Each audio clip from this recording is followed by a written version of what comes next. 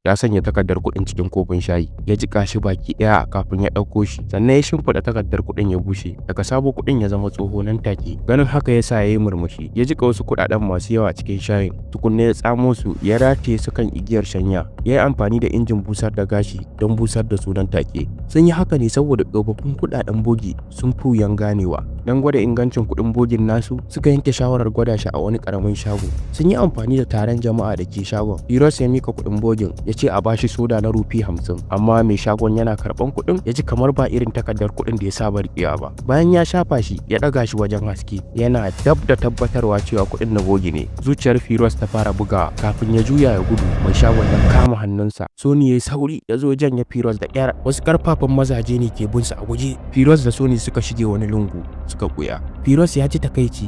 Aikin da suka shafa wata ɗaya suna yi don ƙirƙirar kuɗin bogin da ba za a iya ganewa ba, amma a ƙarshe ya zama takarda marar amfani. Sony ya ɗauki takardar kuɗin, yana shafa ta, nan take ya gane inda matsalar take. Matsalar tana daga takardar da suka yi amfani da ita ne. Ana yin asalin kuɗaɗe ne daga takardar auduga ta musamman, sauran takardu kuma ana yin su ne daga itace. Su ma da irin wannan takardar itace suka yi amfani. Ko daga sauti su biyun sun bambanta. Bayan bincike mai zurfi, Sony ya samu takardar auduga iri ɗaya da ta asalin kuɗi a jikin wani littafi. Sun wanke littafin cikin nutsuwa, suka zana zane-zanen takardar kuɗi da hannu. Sun zaɓi su yi zanen da hannu ne maimakon amfani da injin printing, saboda ƙananan harfa da ke jikin kuɗin gaske ba za su iya yin kwafin su ba tare da matsala ba, ko wani rubutu ya hau kan wani. Sannan suka haɗe falle-fallen zanen a waje guda don su kammala su daidai. Baya ga haka, sun buga takardar kuɗin ne ta hanyar amfani da tawada mai canja launi, domin launin ya yi daidai da na kuɗin gaske. Ta hanyar gyare-gyare masu yawa da bugawa mai matakai da dama, suna wanke na'urar suna canja launi, sannan suna maimaita ayyukan,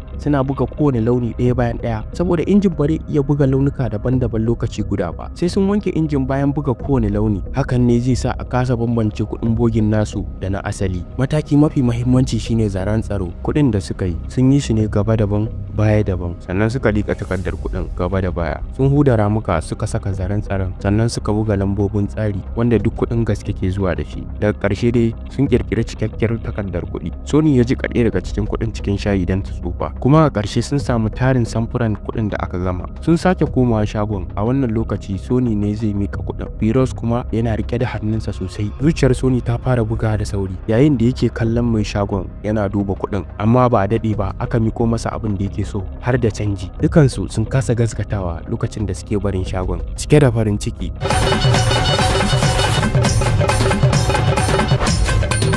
Sony ya nemi kuɗi daga wajen wani shugaban daba, amma ya ƙi. Sai Sony ya ɓoye hannayensa a ƙarƙashin tebur, ya zaro kuɗaɗe guda 3, ya miƙa wa shugaban. Ya kalubalance shi cewa ya nemo kuɗin bogi a ciki. Shugaban ya yi wa Sony barazana cewa idan har ya gano kuɗin bogin sun mutu, amma ko shugaban ko Sony babu wanda ya iya bambance kuɗin bogin da na asalin. Shugaban daban ya ba su kuɗin da suke bukata, ya buƙaci su buga masa adadi mai yawa na kuɗaɗen. Sony ya ce an gama, amma Firos yana ta ƙorafi saboda yadda Sony ya ce za su iya buga wannan adadi, alhalin ya san ba su da kayan aiki da kuma irin wannan takardar auduga mai yawa. Amma Sony ya yi shiru saboda yana da wata dabara a ransa. A wannan dare ya koma ma'aikatan buga jarida na danginsu, suka fara hira da kawunsa. Kawunsa ya gano samfuran zanen kuɗin nasu, wanda shine ainihin abin da Sony yake so. Sony yana son shigar da kawunsa cikin aikin saboda yana buƙatan babban injin bugawa. Ba tare da wani dogon bayani ba, Sony kawai ya ciro takardar kuɗi ya ajiye a kan tebur. Cike da mamaki ya ɗaga takardar kuɗin zuwa wajen haske, yana dubawa a tsanake. Cike da mamaki ya tambaye shi, shin wannan shine kuɗin bogin? Sony ya ce eh. Dan cirewa kawunsan shakku, Sony ya kai shi zuwa wajen shagon shan kofi,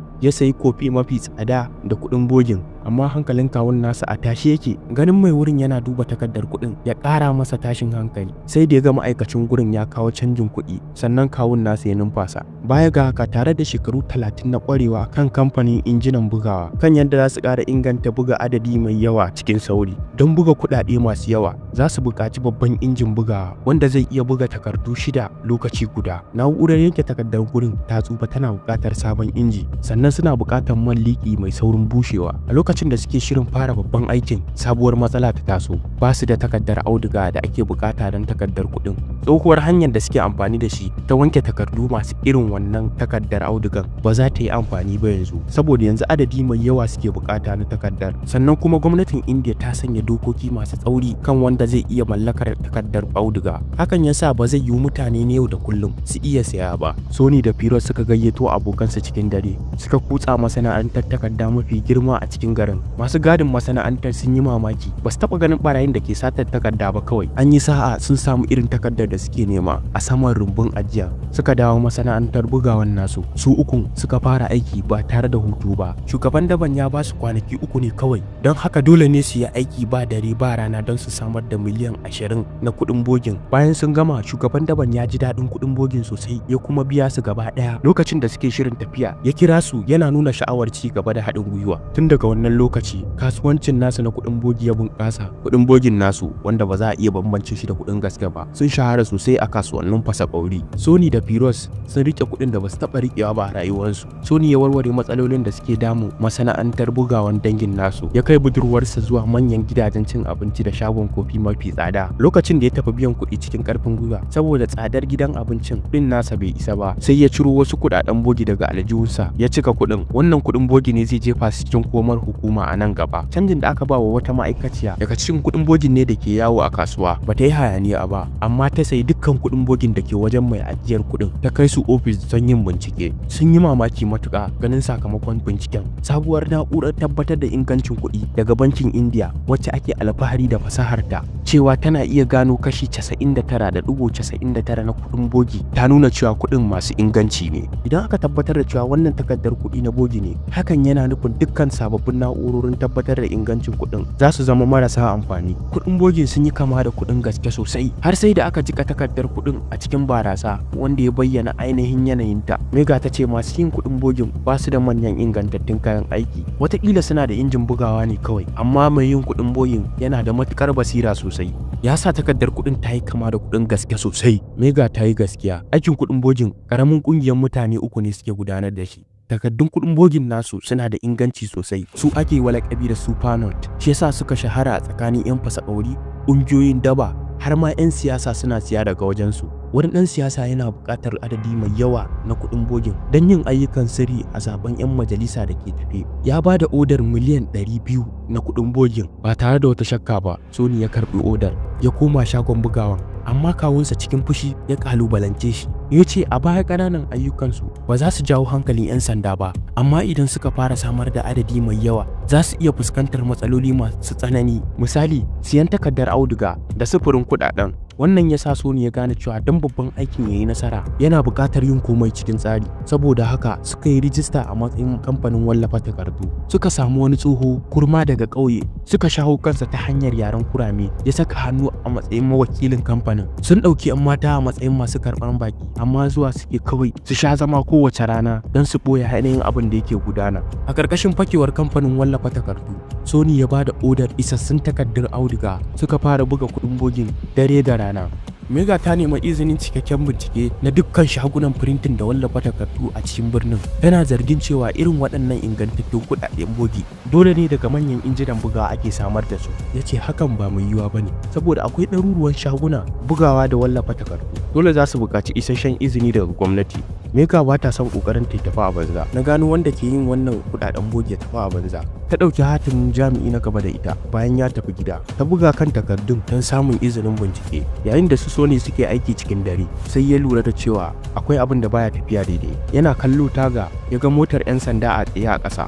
Mega ce ke aiki kan umarnin ƙarya, ta zo don yin bincike. Sony da Firoz da kawun nasu sun firgita sosai, sai ga kiran 'yan sanda a wayar kawun nasu. Kawun ya ɗaga wayar, yayi kaman yana mashaya ne, ya ce musu babu kowa a cikin ma'aikatar, amma 'yan sanda suka nace cewa dole sai ya bayar da haɗin kai, dole ya dawo cikin 'yan mintuna ko kuma su shiga da ƙarfi. Kawun ya yarda da kyar, ya gaya wa Sony da Firoz su ɓoye kuɗin bogin, ya fita ta ƙofar baya dan ya haɗu da 'yan sanda. Ba zato ba tsammani, yayin da kawun nasu yake magana da 'yan sanda, Mega ta matso kusa da ƙofar. Daga ciki Sony ne ke ƙoƙarin kashe injin da zaran falle na ƙarshe ya gama, amma Mega ta ji sautin. 'Yan sanda suka umarci kawun ya buɗe ƙofar. Lokacin da suka shiga, Sony da Firoz suna ɓoye a bayan wani katako. Mega ta fara duba kowane lungu da saƙo a hankali, bata san cewa mutane biyu na ɓoye a gabanta ba. A lokacin da Firoz ya tuna cewa ya manta bai zubar da kwandon shara ba wanda ke cike da guntayen takardun kuɗin, Sony ba shi da wani zaɓi, ya fito a hankali ya ɗauki karfe a kan tebur sai wayar Mega ta fara ƙara wanda ya sa Sony ya ɓuya a bayar wani gini. Jami'i na gaba da ita ne ya kira don tsawatar mata saboda yin aiki ba tare da izini ba, har ma jami'an da ke tare da ita ba su tsira ba. Bayan tsawatarwar, Mega da tawagarta suka bar wurin da kyar. A yau dai sun tsira, amma ba su da tabbacin abin da zai iya faruwa zuwa gobe. Nan rumbun ma'ajin wani attajiri ne wato Mansur, ya cika da biliyan 12 na tsabar kuɗi, amma ba zai iya kashe koda guda ɗaya ba. Abin da ya saka hakan shine ƙaramin na'urar gano kuɗin bogi da ke gabansa, da zarar an saka kuɗin take nuna cewa kuɗin na bogi ne. Saboda haka 'yan sanda suka kwace kuɗaɗensa na bogi, sannan aka kamo wasu daga cikin ma'aikatansa. Wannan dalilin yasa ya bar rumbun cike da tarin takarda mara amfani. Ɗaya daga cikin mutanensa ya bashi wani takardar kuɗi mai darajar rufi 500, yana sata a cikin na'urar ta wuce cikin sauƙi, kuma ya ce masa wannan kuɗin shi ma na bogi ne. Attajirin ya yi mamaki da manyan kayan aikin yin kuɗin bogi, wani abokin gaba da bai sani ba ya doke shi. Ya ce dole yana son gano makamin sirrin nasa, don haka ya sa mutanensa su kamo mutumin da ke yin wannan kuɗin bogi. A lokacin ne ya gano cewa abokin gabansa ba kowa bane face Sony, mai fasahar zane-zane. Sony yana iya kwafan manyan zane-zane masu tsada yadda ba a iya bambance ayyukansa da na asali, amma saboda ana sayar da su a kan titi baya samun wasu isassun kuɗi. Wannan dalilin ya sa Sony ya fara zana takardar kuɗi. Ƙwarewarsa da fasaharsa ta zane-zane ta ba shi damar zana kuɗi dalla-dalla yadda injin duba ingancin kuɗi ba zai iya ganewa ba. Wannan ya sa Mansur ya yi mamaki, ya gane fasahar Sony ta musamman ce. Ya ɗauki manyan likitoci a ƙasar don su kula da lafiyar kakan Sony, amma a ɓoye ya zama barazana ga Sony. Don zaman lafiyar Sony da Firoz da sauran 'yan uwansu suka fara yi wa Mansur aiki. Mansur ya kai su ƙasar Bangladesh, inda yake da cibiyar sirri ta ƙarƙashin ƙasa mai kayan aikin yin kuɗaɗen bogi na zamani. Sony ya samar da samfuri cikin kwanaki 3 kacal. Mansur ya yi mamaki ganin cewa kuɗin ya wuce cikin injin duba ingancin kuɗi. Sannan suka fara buga adadi mai yawan gaske. Cikin 'yan watanni kaɗan, Sony da Firoz za su zama manyan masu kuɗi. Amma ƙalubale na gaba shine yadda za a kawo wannan tarin kuɗi zuwa India. Saboda 'yan sanda sun kama Bilal, wanda shine amintaccen Mansur. Bilal ne kawai ya san dukkan hanyoyin fasakori na shigar da kuɗin bogi India. Idan ya furta wani abu, zai yi sanadiyar rushewar kasuwancin Mansur. Duk da cewa gwamnatin India tana neman Mansur, amma duk da haka ya shigo cikin ƙasar India su samar da mafita da a shigo da kuɗin cikin India. Sony ya shafa dare guda yana tunanin mafita. Washe gari ya ci karo da Mega a wani shagon shan kofi. Ta hanyar amfani da kalamai masu daɗi, Sony ya gabatar da kansa ga Mega. Lokacin da ya ji Mega tana neman hayar gida kusa da ofishin 'yan sanda, ya tambaya abokinsa ya nemo gida mai faɗi da kyau. Ba tare da sani ba, gidan na mutanen Mansur ne. Sony ya yi kamar wayarsa ta mutu, ya karɓi aron wayan Mega. Lokacin da dillalin da Mega suke magana, Sony ya samu isasshen lokaci, ya sanya software ɗin leƙen asiri a wayarta. Daga wannan rana, duk kira da sakonnin da zai shigo wayar Mega, Sony yana ganin komai. Wannan ya ba wa Sony da Mansur cikakken bayani game da motsin 'yan sanda. Bilal bayan ya ji azaba a hannun 'yan sanda, ya bayyana duk hanyoyin fasakorin kuɗin bogin zuwa India. 'Yan sanda nan take suka kafa matakai masu tsauri don kama motoci da ake tuhuma. A yayin wannan bincike sun samu biliyoyin kuɗaɗen bogi, amma sun yi ƙasa sosai da abin da Bilal ya bayyana. 'Yan sanda a filayen jiragen sama da tashar jiragen ruwa da ke kan iyakar India sun kama masu jigilar kuɗin da yawa wanda ya kai biliyan 3. Labaran sun watsa a kafafen watsa labarai wanda ya ɗaga hankulan jama'a. 'Yan sandan sun yi nasarar kama biliyan 3 na kuɗaɗen bogin. Biliyan 3 da yawa, amma idan aka kimanta su da biliyoyin da ke yawo ba komai ba ne. Mega ta fahimci cewa na'urar tantance ingancin kuɗin ba za ta iya gane waɗannan kuɗaɗen bogin ba. Wannan wani ɓangare ne na tsarin Sony. Ta hanyar ganin kira da sakonnin Mega, Sony ya ci gaba da sanar da Mansur abubuwan da 'yan sanda ke kullawa. Sony ya ba da sabuwar hanyar fasakaurin kuɗin wanda ko mutanen Mansur ba su sani ba. Don fasakaurin kuɗin zuwa India, sun tattara kuɗin a cikin kwantena ɗaya. Shirinsu shine shiga India ta hanyar teku, amma a lokacin da jirgin ke dab da shiga India, Mansur ya kira ya ce su koma baya. 'Yan sandan India suna gudanar da bincike kwatsam a duk tashar jiragen ruwa. A lokacin ne Sony suka sanya wa kwantenonin na'urorin bibiya, sannan suka nutsar da kwantenonin cikin teku. Kaftin ɗin jirgin ruwan ya jefa kwantenoni masu cike da kuɗi cikin teku, sannan ya bar jirgin su kuma suka shiga wani karamin jirgin da ba kowa a cikinsa ya yi ta gudu har zuwa bakin teku. An sanar da 'yan sanda suka isa, amma jirgin babu kowa a ciki. Kilomita 10 daga gabar tekun, Sony da tawagarsa suka dawo suka ɗauki kwantenonin da suka jefa ƙarƙashin ruwa, sannan suka ɓace ba tare da an sake ganin su ba. Wannan wani ɓangare ne na shirin Sony na raina wa 'yan sanda wayo, tare da rarraba musu hankali. Sun yi nasarar shigar da biliyan 120 na kuɗaɗen bogi cikin India. Wannan kuɗaɗen bogi suka fara yawo a kasuwar India. Ingancinsu ya kai cewa na'urorin gano kuɗin bogi ba sa iya bambance su da na asali. To ta jama'a za su iya bambancewa idan ba a tsaida hakan ba? Tattalin arzikin ƙasar zai fuskanci koma baya, wanda zai iya haifar da yunwa har ma da rikici da zanga-zanga. Sony da Firoz sun fara jin daɗin arziki, sun siya sabbin motoci, gidaje, rayuwarsu ta canja sosai. Gwamnatin India tana cikin tashin hankali saboda har ma sababbin na'urorin gano ba za su iya gane manyan kuɗin bogin ba. Mega daga ƙarshe ta kawo mafita.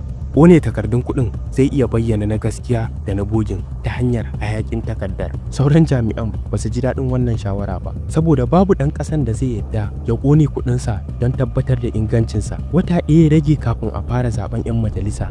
Gwamnati ta ba da umarni na ƙarshe, dole ne su gano masu aikata wannan laifi cikin gaggawa, ko kuma a samu wanda za a ɗaura wa laifin don kwantar da hankalin jama'a. 'Yan sanda suka tono fayil ɗin Mansur. Mansur ya taɓa jagorantar mafi girman buga kuɗin bogi a India. Suna zargin Mansur saboda irin wannan ƙungiyar ce kawai za ta iya samar da irin wannan adadin kuɗin bogi. Suka ce ko ma ba shi ba ne, shi za a ɗaura wa laifin saboda ba zai iya fitowa ya ƙaryata ba. Abin da 'yan sanda ba su sani ba, Mansur shi ne yake tsara buga waɗannan kuɗaɗe na bogi a wannan karan ma. Ba jimawa Mansur ya ga labarai a talabijin cewa ana neman sa. A wannan karan ba an sanya sunansa a matsayin mai fasforin kuɗaɗen bogi ba ne. Gwamnatin ta sanya sunansa a matsayin jagoran ƙungiyar ta'addanci. Ana zarginsa da yin aiki ga abokan gaba na ƙasar India. Sun ce manufar buga wannan adadi na kuɗin bogi shine a ɓata tsarin kuɗi na India da gudanar da ayyukan ta'addanci a ƙasar. Amma ba shi da zaɓi sai ya kawar da sauran kuɗaɗen bogin cikin gaggawa. Wani ma'aikacinsa ya ba da shawarar rarraba kuɗin akai-akai don gujewa zargin 'yan sanda. Mansur ya ciro bindiga ya harbe wani ma'aikacinsa saboda 'yan sanda sun gano shi, ya mutu nan take. Wannan ya firgita Sony da Firoz. Halin Mansur na asali ya fito fili, na saurin fushi da kuma kashe kowa ba tare da wata shakka ba. Sony ya fara kusantar Mega sosai. Yanzu ba wai kawai yana neman bayanan 'yan sanda bane, amma ya fara fadawa soyayya da Mega ne. Washe gari wani abokin ciniki ya bada odar kuɗaɗen bogin, ya buƙaci a kai masa zuwa wani gidan ajiye motoci mai hawa da yawa. Sony da Firoz su ne za su kai masa. Suka tuka mota ɗaya bayan ɗaya suka nufi wajen, inda suka raba hanya gida biyu. Firoz ya ɓoye kuɗin bogin a wurin ajiye mota a cikin motarsa, shi kuma Sony yana duba ko akwai wani abin zargi. Kwatsam wata mata ta bayyana a gaban motarsa. Mega ce. Sony nan take fahimci cewa sun fada cikin tarko ne. Akwai yiwuwar ƙarin 'yan sanda a boye. Da sauri Sony ya danna ribas ya nufa hanyar fita. Ya rarrafa zuwa bayan motan, ya yi amfani da wuka don buɗe lerar kuɗaɗen. Ya fara watsa kuɗaɗen a iska, wanda ya sa direbobin da ke wucewa suka tsaya. Mutane suka fara taruwa suna warwasan kuɗin akan titi. Suka toshe hanya baki ɗaya. 'Yan sandan sun makale a cikin cunkoson ababen hawa. Suna kallon Sony da Firoz suna gudu. Suna cikin gudu Sony bai lura da wata babbar mota ba a gabansa. Garin kaucewa babbar motar su ta kife akan titi. Amma kafin 'yan sanda su iso, motar tana cike da mutane suna warwasan kuɗin. Sony da Firoz sun tsere. 'Yan sanda suna ganin mutane suna warwasan kuɗin. Ba san yadda za su yi wa jama'a bayanin cewa wannan kuɗaɗen na bogi ne. Labarin ya bazu a labarai. Firoz ya zargi Sony da yin kusa da yawa da 'yan sanda. Haɗuwa da Mega a wurin harin yana nufin cewa ko da bata ga fuskarsa a fili ba, tabbas za ta yi zargin sa a nan gaba. Ganin yadda Sony da Firoz suka sha da ƙyar, suka yanke shawarar daina wannan harka don su dawo masu gaskiya. Amma sun manta cewa Mansur ba zai bar su ba. Mutanen Mansur suka zo suka tafi da Sony da Firoz kan cewa za su kai su wani waje su buya kafin komai ya lafa. Suka tuka su zuwa wani gini a bayan gari. Bayan Mansur ya ga labarin watsa kuɗin a labarai, ya zargi cewa 'yan sanda sun gano Sony da Firoz. Su biyun sun san sirrinsa da yawa, kuma idan aka kama su zai kawo cikas ga ayyukan kuɗin bogin Mansur. Sony ya gane cewa Mansur yana son kashe su ne don kar su tona mai asiri. Ana cikin shirin kashe su, sai ga tawagar abokan Sony sun iso a mashina. Lokacin da Sony yake kokarin shiga cikin motar, ya yi zargin haka za ta iya faruwa. Shi yasa ya aika sako wa abokansa. Abokansa suka iso a daidai lokaci. Sun ceci Sony da Firoz daga kisa. Sony da Firoz suka dawo gida a tsorace kamar tsuntsaye, da fargabar cewa 'yan sanda ko Mansur ba wanda zai kyale su. Sun yanke shawarar su gudu su bar kasar.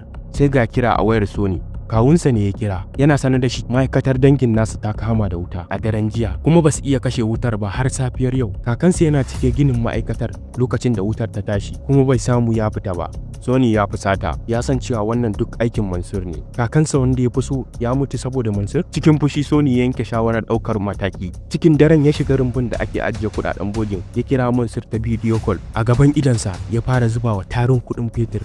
Mansur yana ihu yana kuka, amma Sony ya kunna ashana ya jefa kan duka tarin kuɗin. Biliyoyin kuɗin da aka shafa watanni ana samarwa suka ƙone cikin mintuna kaɗan. Sony yana kallon wutar yana kuka. Ba saboda kuɗin ba, amma saboda kakansa. Bayan ya tabbatar cewa komai ya ƙone, ya fita daga ginin. Sony ya tabbatar cewa Mansur yanzu ba zai sake bacci cikin kwanciyar hankali ba.